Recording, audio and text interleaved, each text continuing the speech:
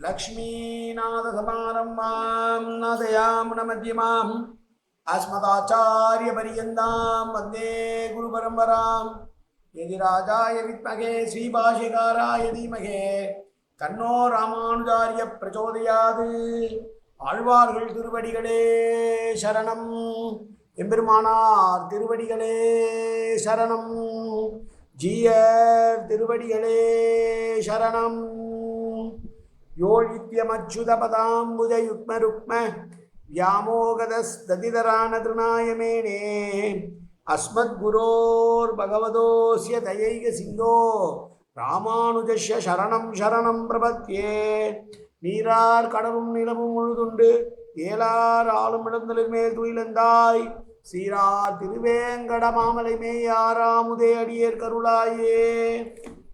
எல்லாம் வல்ல ஏழுமலையான் பெருங்கருணையால் 4000 திவ்ய பிரபந்த பாசுர பதிவேற்றங்களின் வரிசையில் இன்றைக்கு 2470வது நாள் பாசுர பதிவேற்றம்.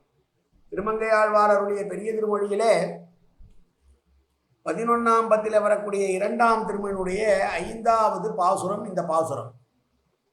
1019வது பெரிய திருமொழி பாசுரம்.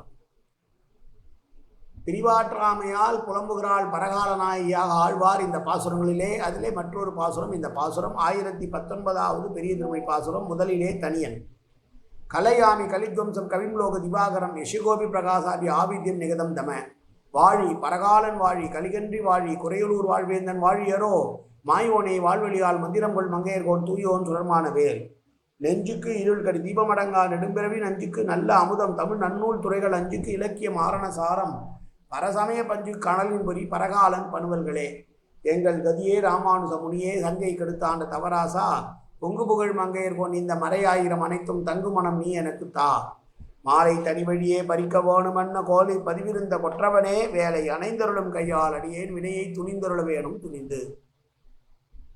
1019வது பெரிய திருமொழி பாசுரம். அன்னை முனிவதும் அன்றிலின் குரல் ஈர்வதும் மண்ணு மறிகடல் ஆர்ப்பதும் வளை சோர்வதும் பொன்னம் கலை அல்குல் அன்ன மென்னடை பூங்குழல் பின்னை மணாளர் திறத்த வாய் என்ன பின்னையே. என்னுடைய அம்மா எப்பவுமே என்னை திட்டமாட்டான். இது வரைக்கும் என்னை திட்டினது கிடையாது. எங்கள் அம்மா எப்போவுமே திட்டினதில்லை. ஆனால் இப்போ திட்டுறா. என் குடும்பம் முழுது சொல்லுது, நாங்கள் இவ்வளவு பேர் இங்கே இருக்கும்போது இந்த பொண்ணு இப்படி போய் பரிதவிக்குதே, உடம்பு இழைச்சி போயிருக்கே, வித்து பிடிச்சா மாதிரி இருக்கே அப்படின்னு சொல்கிறாங்க. ஆனால் எனக்கு அதுவும் காதில் விழுந்தாலும் என்னால் ஒன்றும் பண்ண முடியல. இதெல்லாம் எப்போ நடந்தது தெரியுமா? ஒரு காலத்தில் அன்பில் பறவையினுடைய குரலை கேட்கும்போது நான் சந்தோஷப்படுவேன். என்னமா பாசமாக இருக்குது 2 பறவையும் அப்படின்னு. இணையாக இருக்கக்கூடிய ஜோடி அன்றில் பறவைகள் ஒன்றோடு ஒன்று பேசிக்கொள்வது எனக்கு ஈர்க்கக்கூடியதாக இருந்தது. யானையையும் கடலையும் ஒப்பிட்டு எப்போதுமே பார்த்தால் நன்றாக இருக்கும் என்று சொல்லுவார்கள். அதுபோல் அந்த கடலுடைய ஓயாத ஓசை, அலை ஓசை எனக்கு இன்பத்தை தந்து கொண்டிருந்தது ஒரு காலத்தில். ஆனால் இப்போ அதெல்லாம் இல்லை. என் கை வளையல் ரொம்ப டைட்டாக இருக்கும் கையில். அவ்வளோ புஷ்டியாக இருந்தேன். ஆனால் இப்போ கை வளையல்லாம் கீழே விழுந்து போகுது. இதெல்லாம் காரணம் யார் தெரியுமா? இதுக்கெல்லாம் அழகான இடையுடைய மெலிதான இடையும் அதற்கேற்ற மர்ம உறுப்புகளும் கொண்ட மெல்ல மெல்ல நடக்கக்கூடிய நடை பயிலக்கூடிய பின்னை என்கிற நப்பின்னை பிராட்டி மணந்தான் அல்லவா அந்த கண்ணன். அவனை நினைப்பு எனக்கு எப்போ வந்ததோ அப்போலேருந்து என்னால் ஒழுங்காக இருக்க முடியவில்லை.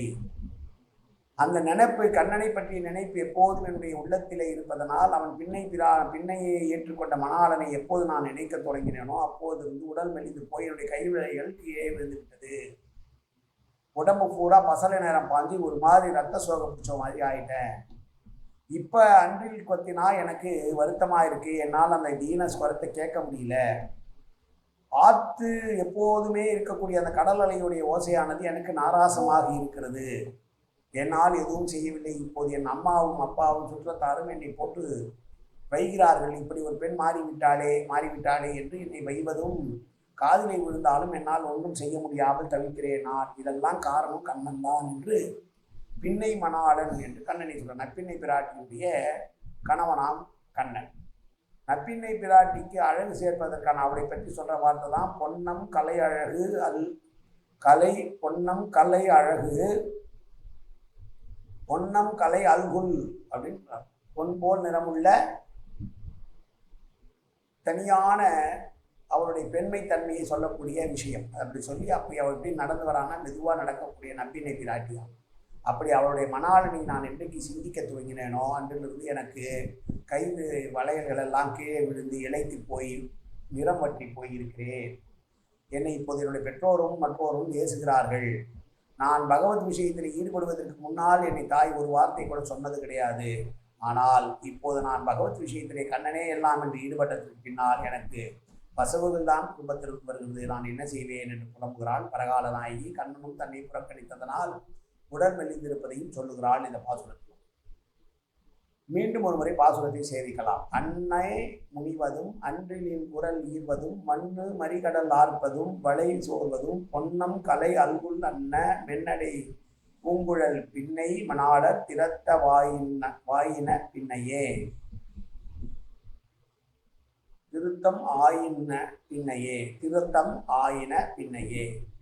பின்னை மணாளர் திருத்தம் ஆயின பின்னையே. காயேன வாச்சா மனசேந்திரிவா வித்யாப்தராவா பிரகதேசுவாவாது கரோமியத்தன் சகலம் பரஸ்மி ஸ்ரீமன் நாராயணாயேதி சமர்ப்பயாமி. உடலால் உள்ளத்தாலும் வாக்காலும் சகல விதமான பாவங்களும் தோஷங்களும் நிறைந்ததாக உலகத்தில் ஏற்படுத்த போதும் அடியேன் செய்கிற நன்மையோ தீவினையோ அத்தனையினுடைய உள்ளமலர் பாதங்களில் சமர்ப்பிக்கிறேன் கண்ணா.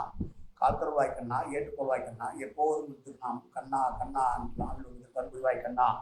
சர்வத்திர கோவிந்தநாம சங்கீர்த்தனம்.